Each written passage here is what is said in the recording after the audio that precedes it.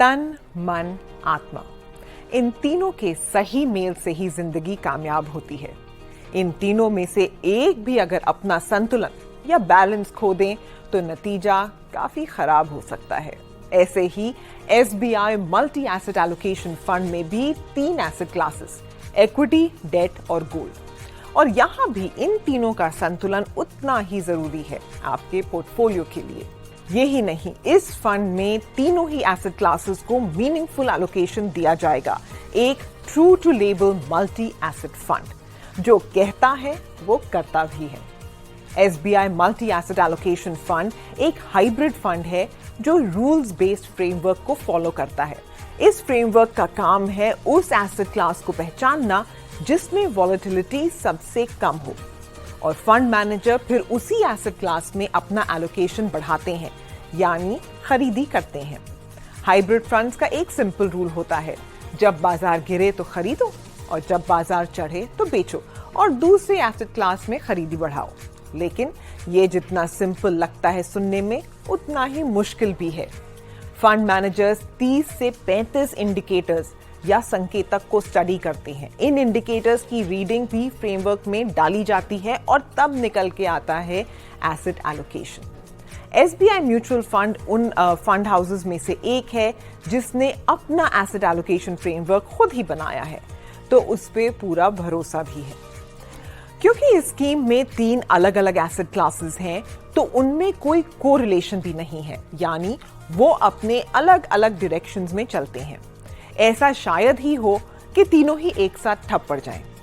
ऐसा देखा जाता है कि किसी भी वक्त पर तीनों में से कोई ना कोई एक तो ऊपर का रुख कर रहा होता है और इससे स्कीम में रिस्क कम हो जाता है।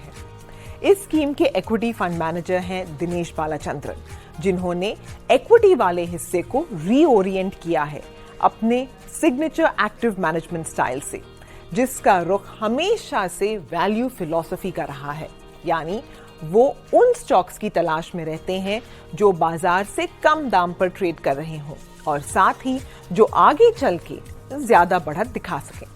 We hope to manage this fund in a very active manner, where the basic framework that we are going to use is a value discipline. Within this particular framework, the fund at this point has higher allocation to small and mid-cap stocks, mainly because the opportunities are higher in this space from a risk-reward perspective. As and when situation changes and large-cap stocks become more attractive, we won't hesitate to move in that particular direction. The overall thought process is to generate significant alpha from stock selection in this particular fund. अब ये सब तो ठीक है, लेकिन फिलहाल इस ही fund में क्यों निवेश किया जाए? पहली बात तो ये है कि इस टाइम पर फिक्स्ड इनकम का परफॉर्मेंस काफी अच्छा है। एक्सपर्ट्स की राय ये है कि आगे चल के इंटरेस्ट रेट्स और बढ़ाए नहीं जाएंगे और रेट कटने में अभी थोड़ा वक्त है, तो बीच का ये जो टाइम है वो फिक्स्ड इनकम सिक्योरिटीज के लिए बहुत फायदेमंद होता है, खासकर लंबी अवधि के इन्वेस्टर्स के लिए। लेकिन लोगों के दिमाग में ये भी है कि कभी ना कभी तो इंटरेस्ट रेट्स कटेंगे ही, और ये चीज इक्विटी वाले हिस्से के लिए बहुत ही अच्छी खबर है, क्योंकि शेयर बाजार तो आगे की तरफ देखता है और उसे दिख रहा है कि आगे चल के आज नहीं तो कल रेट्स कटने ही हैं, तो इक्विटी में एलोकेशन भी फिक्स्ड इनकम जितना ही जरूरी है। इस वजह से एक्सपीरियंस्ड इन्वेस्टर्स इक्विटी, डेट और गोल्ड तीनों को ही अपने पोर्टफोलियो में रख रहे हैं। एक बात और, SBI multi asset allocation fund का AUM फिलहाल 1000 करोड़ से कम है, यानी फंड मैनेजर्स फुर्ती से डिसीजंस ले सकते हैं जो रिटर्न्स को इंप्रूव करने की क्षमता रखते हैं। इस फंड में इक्विटी एलोकेशन कम से कम 35% रखा जाएगा, जिससे इन्वेस्टर्स को इंडेक्सेशन का फायदा भी मिले। लेकिन याद रहे कि SBI multi asset allocation fund में निवेश वेरी हाई रिस्क पर है, तो अपनी रिस्क प्रोफाइल समझकर ही इन्वेस्ट करें। इस स्कीम के बारे में और जानने के लिए अपने डिस्ट्रीब्यूटर या एडवाइजर से कांटेक्ट करें।